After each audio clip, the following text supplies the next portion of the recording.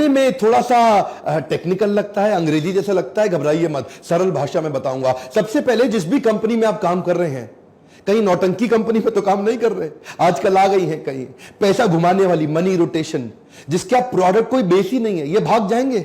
मैं आज इनका नाम नहीं लेना चाहता, नीचे आप कमेंट बॉक्स में समझ जाएंगे मैं किसकी बात कर रहा हूं। ये बहुत नोट छाप रहे हैं आजकल, बहुत कमा रहे हैं, बहुत तेज आगे। मैंने जाना बंद कर दिया इनके यहां। ऐसी कई कंपनी थी जिनके पास मैंने जाना बंद कर दिया। मैं उनसे मिलता हूं, ना उनका कोई सेमिनार करने जाता हूं। ये बताते हैं हमने सैकड़ों करोड़ रुपए का टर्नओवर कर लिया पिछले कुछ महीनों के अंदर, देखो हम कहां से कहां पहुंच गए, देखो हमने कितने। अरे तुम पैसा घुमा रहे हो, मेरे को मालूम है।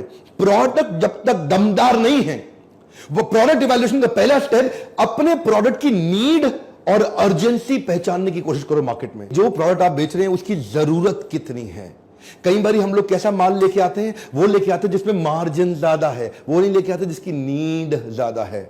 जैसे कई एमएलएम कंपनी सॉफ्टवेयर बेचने में लगी है। अरे भाई आप सॉफ्टवेयर बेच रहे हो, उसकी नीड तो है, मानता हूं, लेकिन मार्केट साइज बड़ा छोटा है, जितने लोगों को चाहिए ही नहीं सॉफ्टवेयर। ऐसा तो नहीं कि हर आदमी को देश भर में सॉफ्टवेयर की जरूरत पड़ रही है, हर इंडिविजुअल को तो नहीं चाहिए ना, कुछ कंपनीज को चाहिए सॉफ्टवेयर। तो मार्केट साइज छोटा है उसका। और कुछ बिजनेस ऐसे हैं जिसका मार्केट साइज बड़ा है लेकिन प्रोडक्ट की जरूरत ही नहीं है जी, वो ऐसा प्रोडक्ट ले आए जिसकी जरूरत ही नहीं है।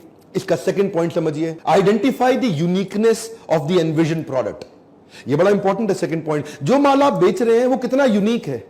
आप ऐसा तो नहीं कि कुछ वही बेच रहे हो, सारे के सारे बेच रहे हो। आप वही तेल साबुन शैंपू बेच रहे हो, सबके सब बेच रहे हैं।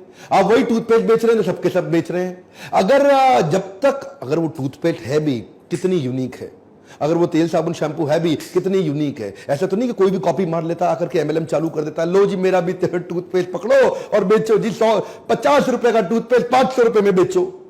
अगर आपका प्रोडक्ट यूनिक भी नहीं है और महंगा भी बहुत है, आपको बहुत पुश करना पड़ेगा सेल्स में। इसलिए सबसे पहले प्रोडक्ट इवैल्यूएशन बहुत जरूरी है, क्योंकि अगर प्रोडक्ट ही गलत हो गया, प्रोडक्ट ही ऐसा है जिसका रीपरचेज ही ना आए, तीसरा पॉइंट क्या है, रीपरचेज, उसका रेकरिंग रेवेन्यू ही ना आए, तो फायदा क्या हुआ जी।